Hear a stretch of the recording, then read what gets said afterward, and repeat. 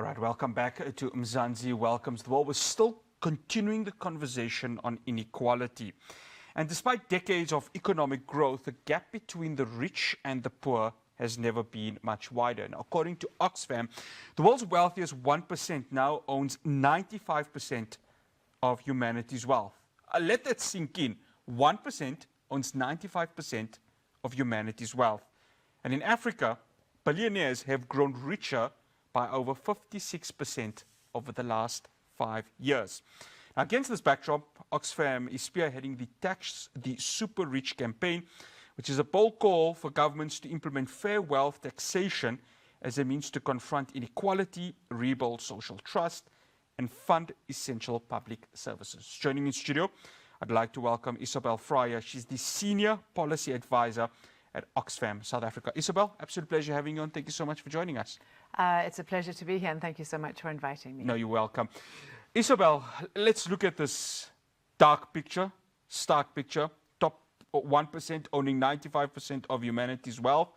The wealth sitting at, if I stand to be corrected, $33 trillion since 2015. How does Oxfam interpret this in terms of the moral and economic crisis we are facing from a global perspective? Thank you, and I appreciate the fact that you brought both of those values on the table. From a moral perspective, we would say it's obscene. The fact that despite the global commitments through the SDGs, Agenda 2030, to equality, to growing equality, we see the inverse of that happening, almost without any concrete attempt to reduce it. So the fact that many people are going to bed hungry and they don't have to, the fact that we have wars over basic foodstuffs, and yet others are growing their wealth overnight, is not sustainable. But it's also, it breaks the social compact, that's basic humanity, the common humanity between us. But also from an economic perspective, not only is it not sustainable, it also doesn't make sense. And the research that we've done over the years has shown exactly how the concentration of wealth in the hands of a few restricts and retards growth, economic growth. The more fairer you have a distribution, the greater the demand. If all the wealth is kept in the hands of a few, the top super rich, it means that ordinary demand ceases because people are not able to buy. Also, what we find is that what we call idle wealth, that level of accumulated wealth, is not put to productive means. If it was held by you or I, we would put it into an SMME, a mom and pop shop. And so on no level does this make sense for anyone apart from the super rich. You know, it doesn't make sense to me, Isobel, and of course that's the reason why we have you here. African billionaires, they've increased their wealth by 56% over the last 10 years. And everyone knows when it comes to a continent with high inequality, Africa stands out from the rest. How has this happened within our continent right here? Again, I would call it a form of neocolonialism. So what we know in our continent is that we have vast mineral resources, which are very valuable, and they're in high demand by multinational corporations. So rather than them being mined for the benefit of our countries, we see the extraction happening. We see the mine workers being paid abysmally. So there's no fair distribution of profit amongst workers. We also don't see the profits being taxed in Africa, but we see them being not only moved out through base erosion profit shifting or illicit financial flows, but the entire wealth is shifted apart from the few elites who are bought into the system. So whether those are governing elites or whether they're financial elites, you need to have some level of local presence in order to oversee the kinds of extraction. In the old days, that was sort of colonial administration, and now it's local elites. And so because you don't have very high levels of domestic taxation or revenue raising within Africa, you see the stark levels of destitution and poverty, but you have a few leaders who are rewarded for the system that they support. In that report, and of course, it's detailed quite well by Oxfam. African men own 3 times more wealth than women. That's the highest gender gap globally. I mean, that's a disturbing trend. What policies or tax reforms could help address this extreme gender disparity in wealth? Because the Tax the Rich campaign, as mentioned by Oxfam, is not just from a holistic point of view, it's also affecting the woman in our continent. Absolutely. And the gender disparity that you mentioned, I think is located primarily because of the high levels of household, family, or informal work that does happen, so enterprises within the family. And women are not only seldom paid for the work that they do, but they're also expected to carry the care burden. I've heard it said that actually African women at a global value chain process are responsible for the profits and products that are made not only through men in our continent, but also through global north profiteers, because all along the system, where the extraction is multiplied is the unpaid work of women in Africa at the bottom. So the kinds of policies that should be considered and have been discussed for a number of decades now. Firstly is recognizing care work as work. And that's something that I think a lot of traditional people struggle with, because the sense is that women naturally are child bearers and also are nurturers. We're not saying that necessarily has to change if women are comfortable doing that, but it should be recognized as work and they should be rewarded for it. And one of the ways that countries in Africa have been talking about is a universal basic income, where people actually receive a monthly dividend which comes from the state, which has a variety of benefits. It increases demand, but it also recognizes and rewards the care work. I think in addition to that, looking at specific childcare, because a lot of women who might wish to work or be forced to work are worried about what happens to their children during the day. So we've seen a number of countries. I mean, South Africa is leading, I think, in Southern Africa on ECD, early childhood development. So policies that enable women to know that their children are being cared for, that education is going, that pedagogical value is being added, is something which not only benefits the productivity in later life of the children and therefore the economic growth, but also gives women that greater emancipation, knowing that their children are cared for. And I think that needs to be done on an affordable basis. Isobel, I have to stop you because you've got 1 minute. I just wanted to get your take on the achievement of SDG and how implementing this wealth tax would achieve, especially in terms of poverty reduction, healthcare and education. I just got 1 minute from you to answer that question, Isobel. Sure, it's very simple. Countries are falling behind in the SDG targets because they don't have money to roll it out. Greater taxation of the super rich will enable governments to have the money to roll out the services, the basic services that will go towards meeting the SDGs. After the break, I continue my conversation with Isobel Frye. Of course, we're going to be discussing the Tax the Rich, or Tax the Super Rich campaign, I beg your pardon. But of course, with the presidency heading to the United States next year, will this campaign, or will discussions around it still have the momentum that we saw in the year 2025? Do stay tuned. Mzansi Welcomes the World returns after this break.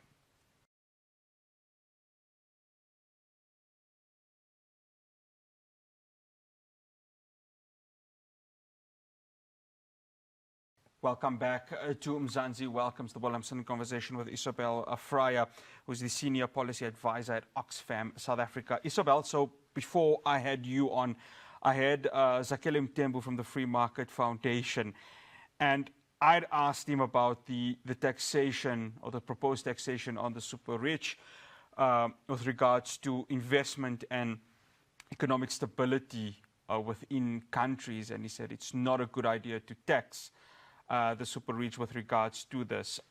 One of the discussions is that it weakens democracy and public trust. Well, what is Oxfam's reaction to this, and especially how the Tax the Super Rich campaign could potentially strengthen democratic governance and social justice. Great. Next time you should have us in debate. I think that would be great, yeah. I think we can have that for another time, yes. The more I got involved in the research and saw the correlation between the high levels of inequality in countries and the losing of democratic profiles and interstices, I was amazed because I'd never made that link before. And actually what people talk about is an opting out, that the rich can opt out of receiving state services, healthcare, education. Sure. I mean, even in terms of the judiciary, they can do private mediation. So they can have a parallel universe, which means, and when that's exacerbated by them not paying a fair tax, they really don't exercise the strong voice that the elites have in terms of demanding accountability. So if you look at recent on corruption, for instance, if the elites are seeing that their money is being squirreled away, there'll be an outrage. There'll be people saying, no, this can't go on. But when the elites know that they're paying, I mean, globally, it's an effect of 0.3% on their wealth. And we know that wealthier people don't really earn income. Their wealth accumulates, so they get share options rather than a salary. So the taxation is essentially, the benefits are essentially in terms of wealth rather than income. And so their tax is not part of the system, and so they don't feel as invested in ensuring that not only is corruption rooted out, but that government works better. And that's why the taxation for us, sorry, that's the missing part of the equation, where the rich pay fair tax, they are invested in ensuring a better, more democratic future. Isobel, next year, I want to spend some time on this. The G20 goes to Miami, the United States of America. Both you and I know the rhetoric that comes out of the White House, what the rhetoric is of Donald Trump and his administration. Is there a concern that this campaign, the momentum with regards to that, gets a full stop? It completely gets taken out, given where the G20 presidency is going? Because I think we know that there's no legal binding agreement that comes from these discussions. It's more recommendations and policy recommendations that come from this. But knowing where the G20 presidency goes to next year, is there a concern with regards to this campaign? I need to speak carefully here. So let me say that I know that it's not just Oxfam that has concerns. I think the question is, I mean, the reflection is that for the last few presidencies, the G20 has had global South presidencies. And if we look at Brazil last year with the Gabriel Zucman report on taxation, which really formed the foundation for the Tax the Super Rich campaign, that's been really positive. When we look at the Stiglitz report that President Ramaphosa launched last week, which is a very, very thorough unpacking of inequality and the need to address it. That's an incredibly progressive stance, and the recommendations are structural, not just palliative. So on the basis of this, are we scared that there will be a pushback? We know that Donald Trump has got plans for the G20. I think there is a desire to sort of draw it back from the Sherpa track side and reduce it more to the finance ministers meeting form that it took before the world financial crisis. So we recognize that would happen, and for us the question has been, how do we keep so it's a tactics rather than strategy approach. So tactically, in the coming year, what do we do with some of the gains that we've made? And so, for instance, one of the recommendations of the inequality report, the Stiglitz report, has been the formation of an independent, permanent international panel on inequality. So whether it's linked to the United Nations or whether that, or also linked to academia with links to the United Nations, the desire is for that to have an autonomy from the G20 process. It was birthed through the G20 presidency, but that would then give the experts who are leading it an ability to oversee the levels of taxation and the calls and campaigns that are coming out of this year's G20 and the Brazilian one as well. So what happens in 2027, I think, would be the question when the UK hosts. Yes, yeah. Do we feed it back in, or does it continue to run in parallel with reference points and reports? And I think that's really what we're looking at. So we do not want to have anything dependent on being nurtured by next year's G20. And we also recognize the fact that the G20 is an elitist group.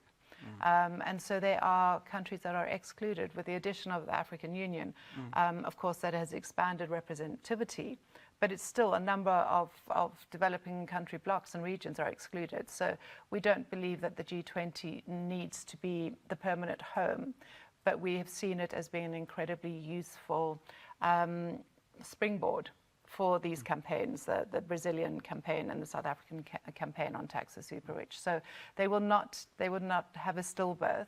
We will continue to push for them in spaces. But as I said, the role of the UN is one that is particularly important, and you'll see that, for instance, on the sort of tax convention and on debt, things that processes that were started in the OECD have been nudged into the UN again to ensure that there's greater representativity.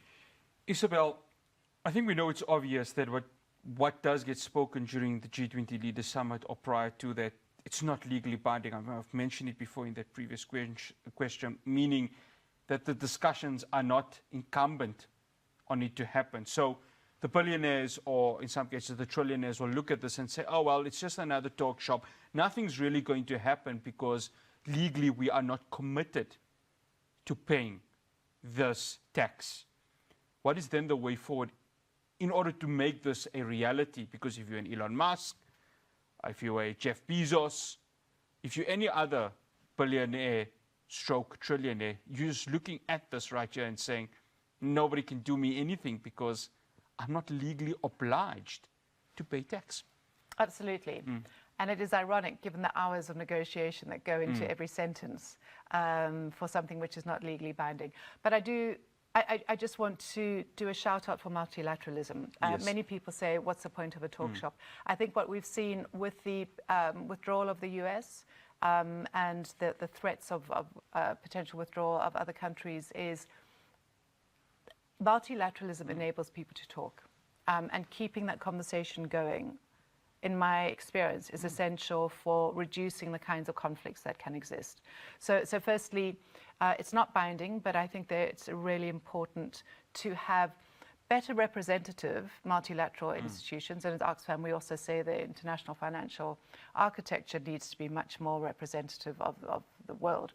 But if you look in June, July, in the UN Financing for Development conference, there was a Seville platform for action sponsored by Brazil and by Spain and Brazil on the taxation of high net worth individuals. And the South African president's support for that was announced from the floor, from someone from his office. So that in itself is a call out. We have the inequality report, which is coming up now. And what we've seen from at least from the last, the Brazilian G20 and the Zuckman report, is that in France this year, Gabriel Zuckman was interrogated by the French Assembly because one of the parties was proposing a wealth tax. And that, for me, is the way to go. That where you see collections of individual citizens and probably in a cross-class coalition, pushing domestic governments national governments to domesticate these into law. That's the way to go. And with a strong coalition of the willing of at least those three countries, which represent the global north with Spain, Brazil and South Africa, but pushing more and more towards a greater endorsement by others. I believe that we've crossed the point and we won't go back. I think that there will be far greater wealth taxation In many countries, you need one to start. Yeah. And I think what's happening in France is very encouraging.